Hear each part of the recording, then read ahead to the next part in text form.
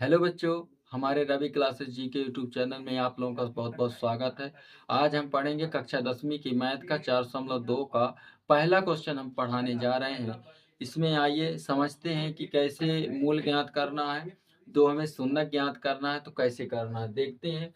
सबसे पहले क्या करेंगे, विधि समझते हैं। 10 का 10 लास्ट का लास्ट में गुणा, 10 से कम लास्ट में क्या है 10 है, शुरू में क्या है 1 है। तो शुरू का लास्ट में गुणा करना है, शुरू का अंतिम में। 10 से कम 10, 10 से कम 10, तो 10 आ गया। इसका क्या करेंगे हम, सबसे पहले गुणनखंड। 2 पंचे 10, 5 एक कम 5, गुणनखंड कर दिया। इसके बाद गुणनखंड कर दिया। इसके बाद क्या करेंगे कि हमें -3 है ना, तो इसे -3 है।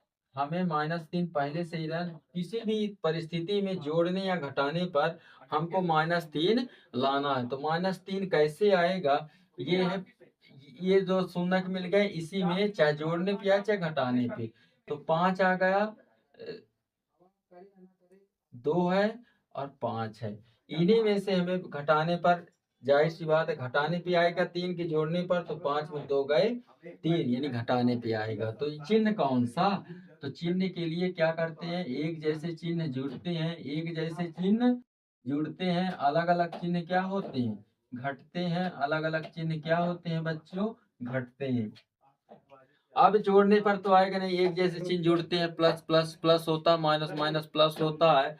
और जब एक जैसे चिन्ह नहीं होते अंकों के आगे, यहाँ अलग चिन्ह और दूसरे अंक में अलग चिन्ह रहता है, दूसरा चिन्ह है, तो उसमें घटाना पड़ता है।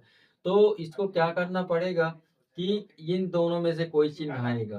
तो हम जानते हैं कि बड़ी संख्या के आगे माइनस होगा, तभी ये माइनस है, तो यहाँ माइनस हो जाएगा, यहाँ क्या हो जाएगा, प्लस हो जाएगा।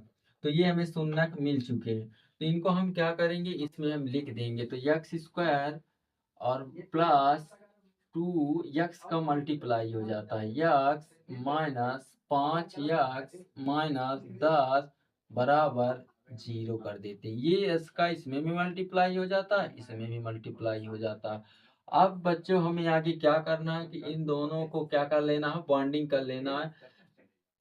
इन दोनों को कोष्ठकों में कर लेंगे, तो ये कोष्ठकों में कर लिया, एक्स स्क्वायर प्लस 2 एक्स और -5 एक्स -10 बराबर क्या हो जाएगा, 0।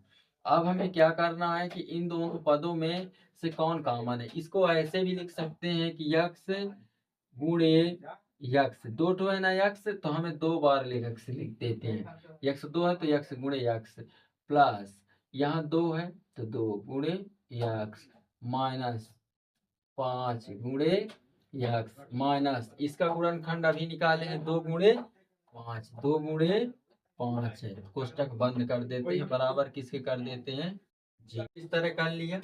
अब क्या करना है कि इसमें, इस पद में ये एक पद हो गया, ये दूसरा पद हो गया। इसमें से क्या निकलता है, तो यक्स इसमें भी है, इसमें भी है, तो यक्स क्या हो गया, बाहर। तो यक्स बाहर हो गया तो क्या बचेगा, एक यक्स बचेगा। और प्लस यहाँ 2 और माइनस, यहाँ कौन सा अंकों या ए बी सी डी में कोई भी चर, तो यहाँ अंक में 5 5 दोनों पद में, इस पद में भी 5 है, इस पद में भी 5 है, तो 5 बाहर आ गया। तो बचा का यक्स माइनस ये 2, ठीक है। और बराबर किसको कर देते हैं, 0 के कर देते हैं। अब क्या करेंगे कि यहाँ इनको सेम आना चाहिए था, x+2 x-2 इनको सेम आना चाहिए था हमें, सेम। तो ऋण ऋण यहाँ गुणा ही हो जाता है, जब हम बाहर निकालते हैं ऋण ऋण क्या हो जाएगा, माइनस माइनस यहाँ प्लस हो जाएगा, तो हो गया ना सेम।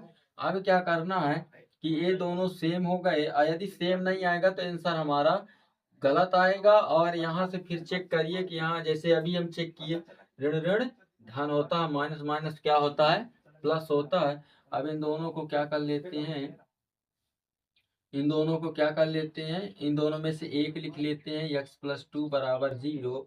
और यहाँ क्या लिखेंगे, x-5 बराबर क्या हो गया, 0। तो x बराबर क्या हो जाएगा, +2 है तो क्या हो गया, -2, एक ये आंसर है। और x बराबर क्या हो जाएगा, ये माइनस में है तो बराबर किधर आते हैं, चिन्ह बदल जाता तो प्लस में हो जाएगा, एक ये आंसर है, यही आपके आंसर है। तो आई होप समझ में आया होगा। और ऐसी ही वीडियो के लिए सब्सक्राइब कीजिए, लाइक कीजिए। तब तक के लिए थैंक यू क्लास।